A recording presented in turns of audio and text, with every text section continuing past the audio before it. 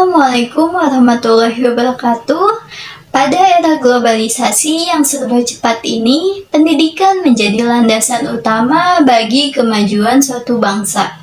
Namun sayangnya, banyak tantangan dan isu kritis yang masih menghambat proses pendidikan di banyak negara, termasuk di Indonesia. Bersama saya, Anggita Rizky Maharani dengan NIM 11046230115,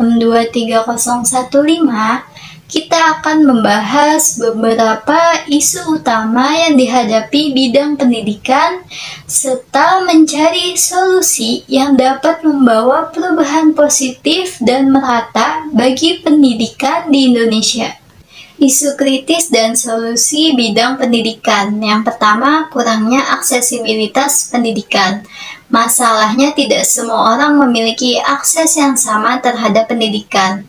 Solusinya adalah dengan memastikan bahwa semua orang, tanpa memandang latar belakang ataupun lokasi tempat tinggal, mereka dapat memiliki akses yang sama terhadap pendidikan. Yang kedua, kurangnya kualitas pendidikan. Pendidikan mungkin tersedia, tetapi kualitasnya sangat rendah. Solusinya adalah dengan meningkatkan pelatihan dan dukungan untuk para guru agar mereka dapat memberikan pengajaran yang lebih berkualitas. Yang ketiga, kurikulum tidak relevan. Kurikulum mungkin tidak lagi sesuai dengan kebutuhan atau tuntutan zaman. Solusinya adalah dengan merevisi kurikulum secara berkala agar tetap relevan dan dapat memenuhi kebutuhan zaman. 4. Teknologi kurang memadai. Keterbatasan teknologi dapat menghambat proses pembelajaran. Solusinya adalah dengan menginvestasikan dana dalam infrastruktur teknologi pendidikan agar semua peserta didik dapat memanfaatkannya secara maksimal. Yang kelima, ketidaksetaraan gender. Di dalam perbedaan perlakuan antara gender dalam pendidikan bisa menjadi suatu hambatan. Solusinya adalah dengan melakukan penyuluhan dan menerapkan kebijakan untuk mengurangi kesenjangan gender dalam pendidikan. Yang keenam, kurangnya dukungan pendidikan inklusif. Pada peserta didik dengan kebutuhan khusus mungkin tidak mendapatkan dukungan yang memadai.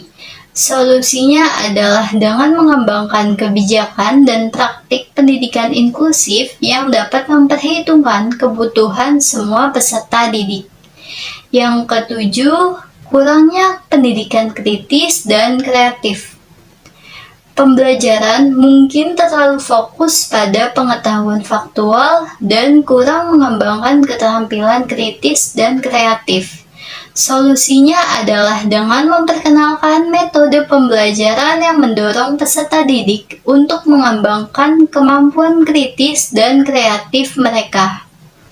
Dan yang terakhir, kedelapan, penilaian tidak efektif. Penilaian yang tidak memberikan umpan balik yang konstruktif kepada peserta didik bisa menghambat pembelajaran. Solusinya adalah dengan menerapkan penilaian formatif yang memberikan umpan balik yang berguna bagi peserta didik agar dapat meningkatkan pemahaman mereka.